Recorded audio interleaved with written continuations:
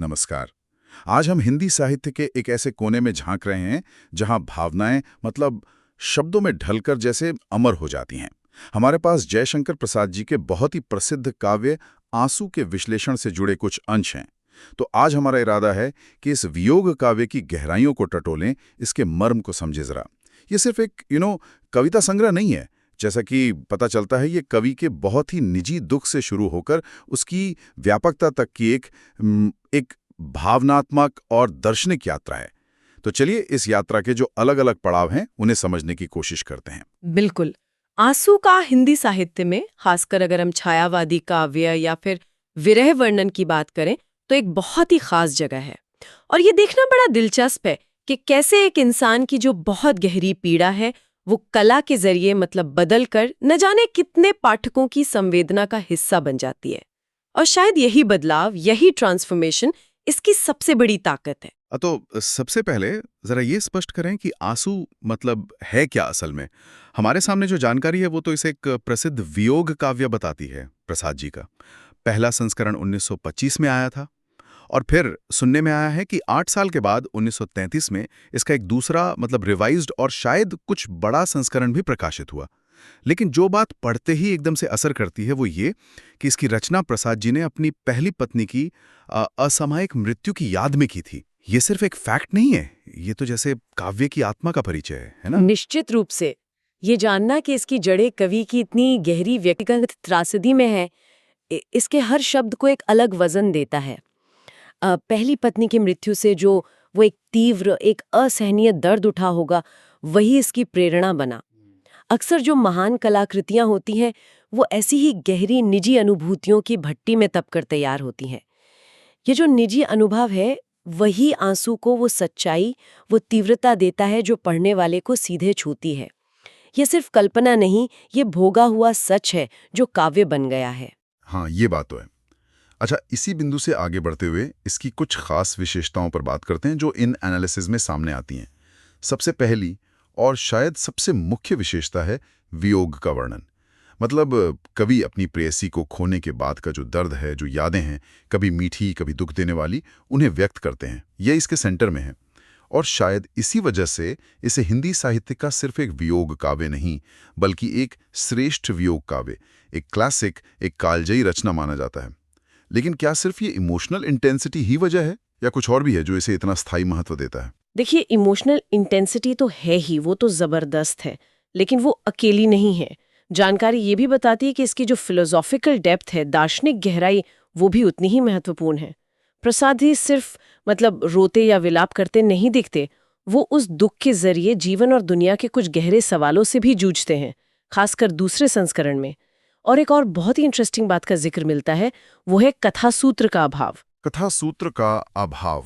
अच्छा। यानी इसमें कोई सीधी कहानी नहीं है, कोई प्रॉपर बिगिनिंग मिडिल एंड वाली घटना नहीं है। बिल्कुल।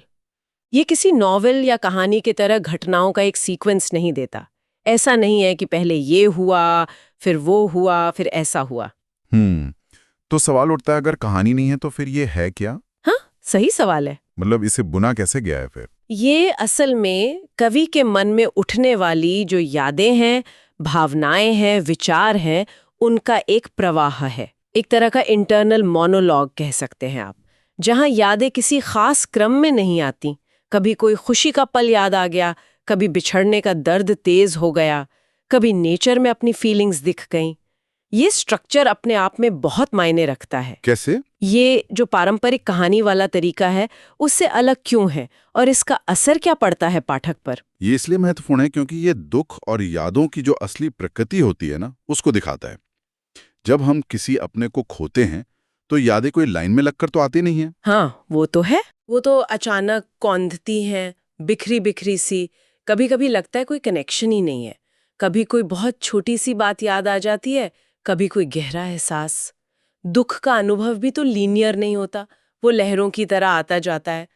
तो आंसू की ये जो बनावट है बिना कहानी वाली, वो उसी दिमागी और जज्बाती उथल पुथल को, उसी बिखराव को बहुत ईमानदारी से पकड़ती है।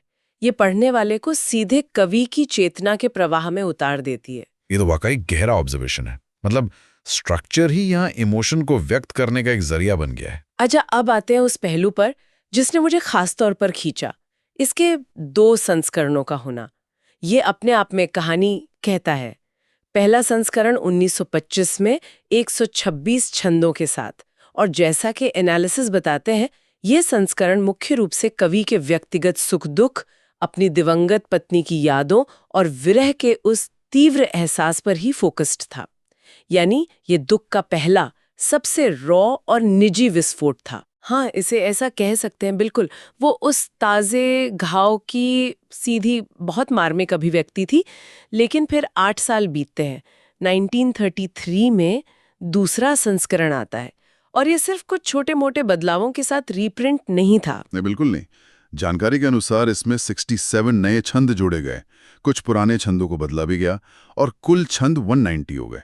ये तो काफी बड़ा बदलाव है, सिर्फ साइज में ही नहीं, शायद कंटेंट में भी। निश्चित रूप से। और यहीं पर वो सबसे महत्वपूर्ण बदलाव होता है जिसका जिक्र बार बार आता है। वो है दूसरे संस्करण में लौकिक वेदना पर अलौकिक और आध्यात्मिक रंग का चढ़ाया जाना। ये एक वाक्य अपने आप में बहुत कुछ कहता है। ओके, इस पर थोड़ा और बात करते हैं। अलौकिक वेदना से मतलब हुआ दुनियावी दुख, जैसे पत्नी की मृत्यु का पर्सनल गम, अकेलापन, यादें। ठीक है, तो इस पर अलौकिक और आध्यात्मिक रंग चढ़ाने का क्या मतलब हुआ?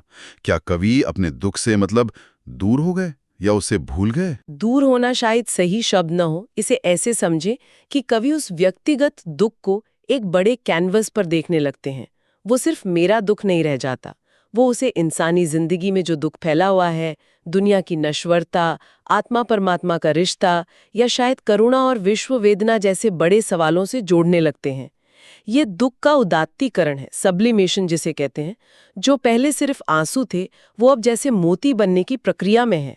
तो क्या हम ये कह सकते हैं कि ये 8 साल सिर्फ वक्त का गुजरना नहीं थे, बल्कि कवि के अंदर एक सोच और भावना का मंथन चल रहा था? उन्होंने अपने अनुभव को रीवैल्यूएट किया, पुनर्परिभाषित किया। बहुत हद तक संभव है। देखिए, समय घावों को भरता तो है, लेकिन एक रचनाकार के लिए वो सोचने और नजरिया बदलने का मौका भी देता है। हो सकता है व्यक्तिगत नुकसान की वो पहली तीव्र आंच कुछ ठंडी पड़ी हो, और उसकी जगह एक ज्यादा गहरी, चिंतनशील और दार्शनिक दृष्टि ने ले ली हो। ये कला की दुनिया में कोई अनोखी बात नहीं है। कलाकार अक्सर अपने जीवन के अनुभवों को समय के साथ दोबारा देखते हैं, समझते हैं, और अपनी कला में उसे नया रूप देते हैं। आंसू के ये जो 2 संस्करण हैं, उनका विकास इसी रचनात्मक और शायद आत्मिक यात्रा का सबूत है। और शायद यही प्रक्रिया आंसू को इतना खास और महान बनाती है। ये सिर्फ एक व्यक्ति के आंसुओं की कहानी बनकर नहीं रह जाती। एक विश्लेषण में बहुत खूबसूरती से कहा गया है कि ये काव्य व्यक्तिगत दुख को संसार की वेदना से जोड़ता है। ये कनेक्शन कैसे बनता है? ये जुड़ाव कई लेवल्स पर होता है। एक तो जैसा हमने कहा, दार्शनिक सोच के जरिए, दूसरे भाषा और इमेजिनरी के इस्तेमाल से। प्रसाद जी ऐसी बिंबों का प्रयोग करते हैं जो व्यक्तिगत होते हुए भी यूनिवर्सल अपील रखते हैं। प्रकृति के चित्र, मानवीय भावनाओं की बारीक पकड़, ये सब मिलकर पढ़ने वाले को कवि के अनुभव से जोड़ते हैं, भले ही पढ़ने वाले का अपना अनुभव वैसा न रहा हो। और फिर सबसे महत्वपूर्ण बात जो सूत्र बताते हैं, वो क्या है? वो है कवि की अंतिम इच्छा, उनकी कामना। वो अपने दुख को सिर्फ एक्सप्रेस करके या समझकर रुक नहीं जाते।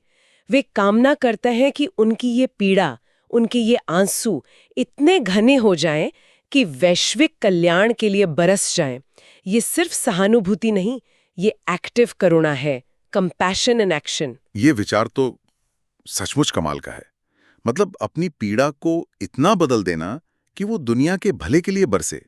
ये तो दुख की गहराई से करुणा की ऊंचाई तक की यात्रा है। अपनी निजी त्रासदी, अपने अकेलेपन के आंसुओं को लेना, उन्हें कला की साधना से तराशना, उसे इस तरह पेश करना कि वो दूसरों के दुख और संवेदनाओं से जुड़ें, और फिर उसे सिर्फ एक साझा अनुभव तक ही न रखकर पूरी दुनिया के कल्याण की इतनी ऊंची कामना में बदल देना, ये कला की एल्केमी है। जैसे साधारण को असाधारण बना देना, पर्सनल को यूनिवर्सल बना देना। एल्केमी, जैसे कहा जाता है सीसे को सोना बनाना। तो यहाँ व्यक्तिगत दुख सीसा है और सार्वभौमिक करुणा और कल्याण की कामना सोना। बिल्कुल यही प्रसाद जी ने अपने आंसुओं को, जो उनकी निजी क्षति की निशानी थे, कला के माध्यम से पूरी मानवता के लिए एक भेंट, एक आशीर्वाद में बदल दिया। ये दिखाता है कि कितनी भी गहरे व्यक्तिगत अनुभव हो क्यों ना हो, वो हमारी सामूहिक चेतना का, हमारी साझा मानवीय विरासत का हिस्सा बन सकते हैं। उन्होंने अपने दर्द को दुनिया का दर्द समझा और चाहा कि उनके आंसू दुनिया के जख्मों पर मरहम की तरह बरसें। ये समझना कि जिस पीड़ा ने इस काव्य को जन्म दिया वो कितनी अकेली और तीव्र रही होगी, और फिर उसका जो अंतिम रूप बना वो इतना बड़ा, इतना कल्याणकारी बन गया, ये सचमुच सोचने पे मजबूर करता है। और मेरे ख्याल में यही आंसू की जो स्थायी प्रासंगिकता है, उसका मूल कारण है। ये सिर्फ 1920s या 30s के भारत का कोई साहित्यिक दस्तावेज नहीं है। ये प्रेम, स्मृति और वियोग की जो मानवीय भावनाएं हैं, उनका एक टाइमलेस, कालातीत आख्यान है। जब तक इंसान प्रेम करेगा, किसी को खोएगा, याद करेगा, तब तक आंसू प्रासंगिक रहेगा। तो आज की इस पूरी बातचीत को अगर हम समेटें तो हमने जयशंकर प्रसाद के आंसू को सिर्फ एक विरह काव्य के तौर पर नहीं देखा। हमने इसे एक सफ़र के रूप में देखा, एक यात्रा जो कवि की बहुत ही निजी पीड़ा से शुरू होती है, फिर यादों के बिखरे हुए भावनात्मक लैंडस्केप से गुजरती है, कलात्मक सुधार और दार्शनिक सोच के पड़ावों को पार करती है, और आखिर में जाकर सार्वभौमिक सहानुभूति और विश्व कल्याण की मंजिल तक पहुंचती है। इसकी जो वो खास बनावट है, अकथानक संरचना जो दुख की असलियत दिखाती है, इसकी इमोशनल डेप्थ जो पढ़ने वाले को सीधे भिगो देती है, और सबसे बढ़कर 2 संस्करणों में इसका जो विकास हुआ, व्यक्तिगत वेदना से आध्यात्मिक और सार्वभौमिक करुणा तक का वो सफर, ये सब मिलकर आंसू को हिंदी साहित्य में एक मील का पत्थर बनाते हैं। आपने बिल्कुल सही सारांश दिया। ये रचना बार बार हमें याद दिलाती है कि मानवीय भावनाएं, खासकर प्रेम और हानि जैसी जो गहरी अनुभूतियां हैं, वो समय और जगह की सीमाओं को पार कर जाती हैं। और कला ही वो जादुई मीडियम है जो इन अमूर्त, इन क्षणभंगुर एहसासों को एक स्थायी, एक ठोस रूप दे सकती है, जिससे आने वाली पीढ़ियां भी जुड़ सकें, शायद कुछ सुकून पा सकें। आंसू की प्रासंगिकता आज भी इसीलिए बनी हुई है क्योंकि ये उन बुनियादी मानवीय संवेदनाओं को छूता है, खोने का दर्द, यादों की मीठी चुभन, अकेलेपन का बोझ, और फिर भी अंत में करुणा की संभावना, जिन्हें हम सब अपनी अपनी जिंदगी में किसी न किसी रूप में महसूस करते ही हैं। और यहीं पर हम अपने सुनने वालों के लिए एक गहरा सवाल छोड़ जाते हैं, जिस पर वो सोच सकते हैं कि जब कोई कलाकार अपने इतने निजी, इतने गहरे दुख को कला के सांचे में ढालता है, जैसा प्रसाद ने आंसू में किया, तो क्या ये प्रक्रिया खुद उस दुख के अनुभव को बदल देती है? क्या कला बनाना कलाकार के लिए एक तरह की हीलिंग या दुख को समझने का तरीका बन जाता है? और इससे भी एक कदम आगे जाकर सोचें, जब वो कलाकृति दुनिया के सामने आती है, तो क्या वो उन अनगिनत लोगों के लिए भी दुख के मायने बदल देती है? क्या वो दुख जिसे साझा किया गया है और कला में बदल दिया गया है, वो कम दुखद न होकर शायद ज्यादा अर्थपूर्ण और जुड़ाव महसूस कराने वाला बन जाता है?